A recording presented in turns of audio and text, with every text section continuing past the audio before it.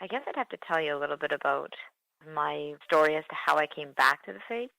I wasn't always a practicing Catholic, and it was my original play called Fly With Me that actually brought me back to the faith in a way. It's a long story, but yeah, it was through theater that I actually found my way back to the faith.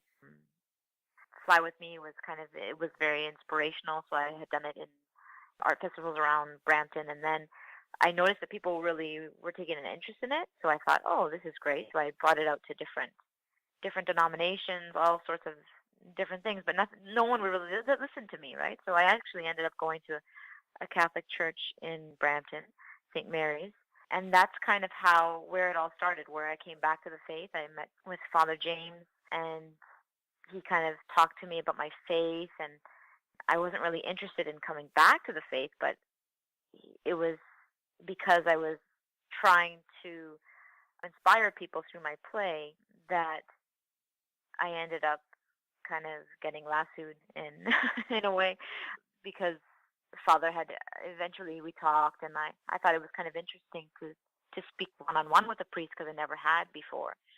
And he was very kind, and he was very, just generous with his time, and he invited me to Mass, to a daily Mass.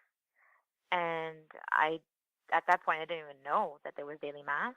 And that's kind of how I came back to the faith, but that's also where the ministry started, really. Because then through doing a volunteer appreciation night performance, then other people heard of it, and so I ended up doing it at a school, and so it just kind of started to by word of mouth, really. And once I had my second play, which is based on the woman at the well, which is called He Thirsts for You, because it was biblical, a lot of the churches were interested in it. By that point, I was actually in the Diocese of Hamilton, and they had invited me to do some stuff for them.